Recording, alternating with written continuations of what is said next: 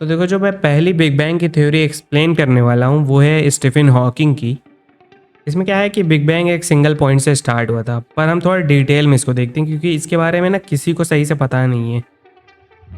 तो देखो, जब तुम बिग बैंग का इक्वेशन देखोगे ना, तो जब उसमें टाइम को देखोगे, जब टाइम ज़ीरो की तरफ बढ़ेगा, मतलब कि बिग बैंग के स्टार्टिंग के टाइम जब बिग बैंग हुआ था, तो देखो जब टाइम ज़ीरो की तरफ जा रहा है ना, तो इसका मतलब ये हुआ कि जब बिग बैंग स्टार्ट हुआ तो टाइम ज़ीरो था।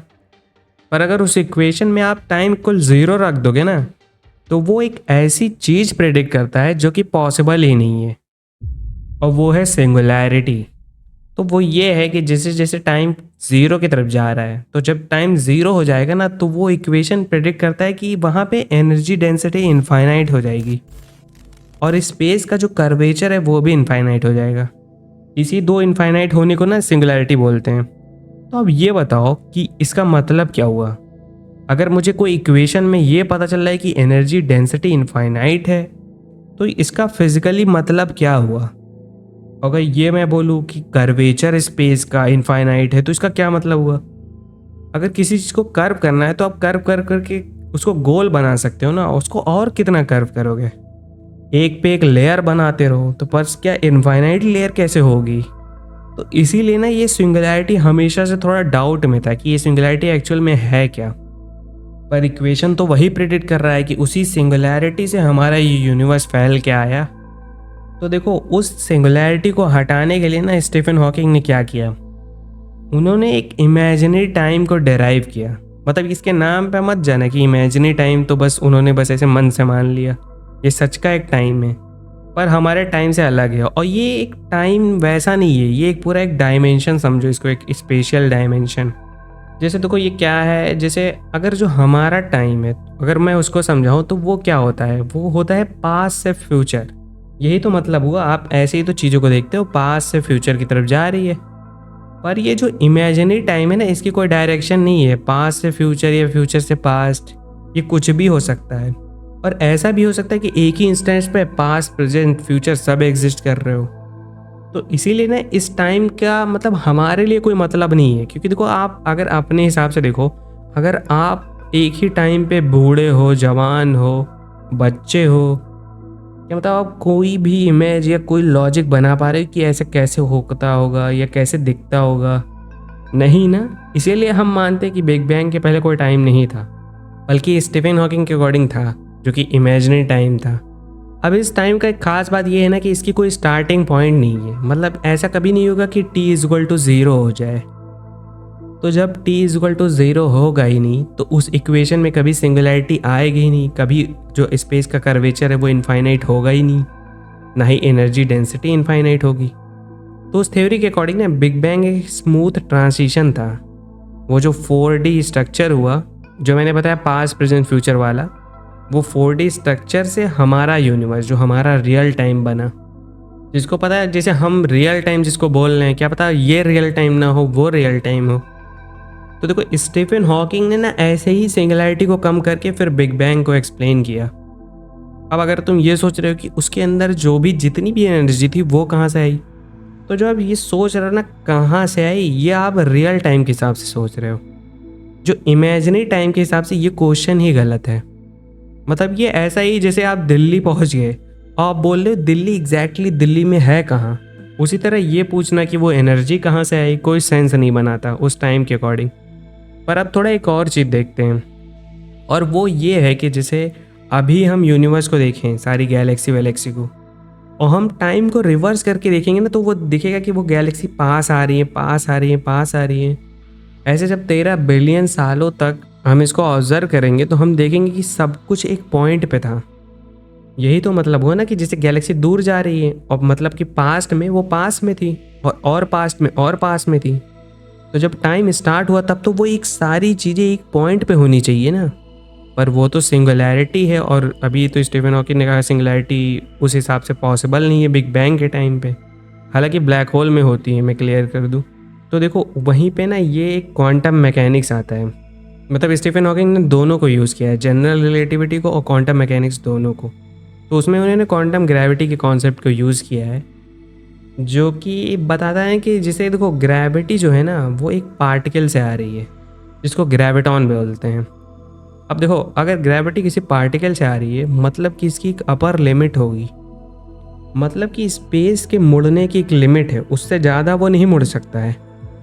और इसका मतलब ये हुआ कि जब आप टाइम में पीछे जाके सब गैलेक्सीज को देखोगे तो वो एक पॉइंट पे नहीं दिखेंगी। ऐसा एक टाइम आएगा ना कि जब जैसे आप 13 बिलियन साल पहले जाओगे तो आपको वो एक पॉइंट पे नहीं दिखेगी, आपको वो 4D स्फेयर में दिखेंगी, वो इमेजिनरी टाइम वाला स्फेयर। अगर हम अपने यूनिवर्स से स्फेयर बनाएंगे ना तो वो 4D स्फेयर नहीं बनेगा, वो 3D प्लस टाइम का स्फेयर बनेगा। पर 4D स्फीयर अलग हुआ जिसमें इमेजिनरी टाइम हुआ, मतलब हर जगह पास्ट प्रेजेंट फ्यूचर एग्जिस्ट कर सकता है, मतलब ये एक पॉसिबिलिटी है। तो मतलब यूनिवर्स किसी पॉइंट से स्टार्ट नहीं हुआ, वो एक 4D स्फीयर से स्टार्ट हुआ है। और जो आप ये वीडियो में देख रहे हो बिग बैंग, ये गलत है, मैं क्योंकि जो एक्चुअल वाली वीडियो है वो कहीं है ही नहीं इंटरनेट पे, उसको किसी ने बनाया नहीं शायद। तो ये जो पहली थ्योरी है स्टीफन हॉकिंग के अकॉर्डिंग, ये ऐसे बिग बैंग हुआ था।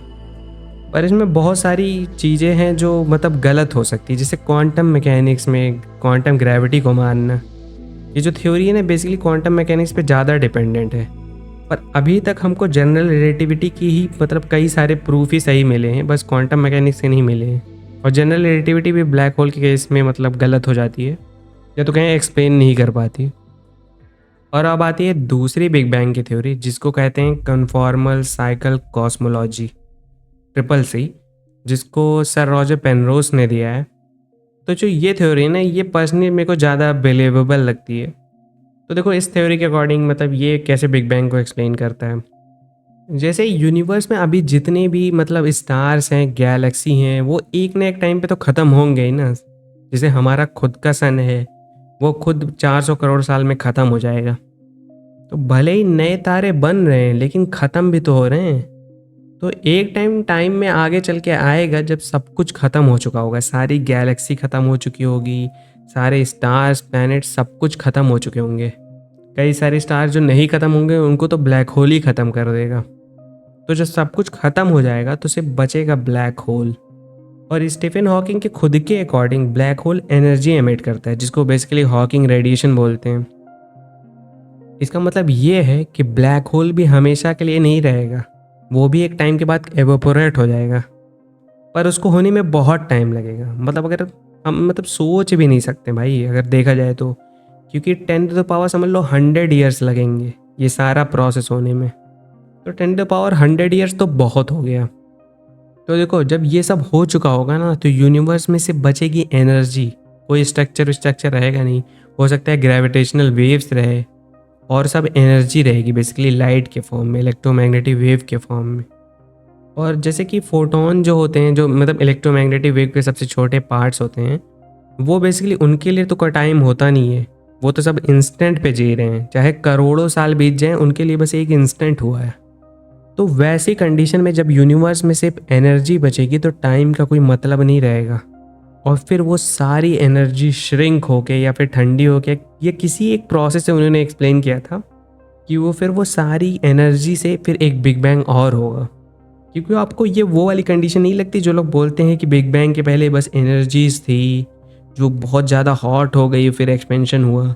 ये वही वाली कंडीशन नहीं होगी जब यूनिवर्स ख़त्म होगा, उस वो वाली कंडीशन। तो इस थ्योरी के अकॉर्डिंग जब सिर्फ यूनिवर्स में एनर्जी बचेगी तो एक पॉइंट आएगा जब उस एनर्जी से एक दूसरा बिग बैंग होगा। और उन्होंने ना इक्वेशन में अपने प्रूव किया था रॉजर पेनरोज ने। और उन्होंने ये भी दिखाया था कि जैसे मतलब ना इसमें जो दूसरी बार बिग बैंग होगा इसमें एक नया टाइप का मैटर बन सकता है।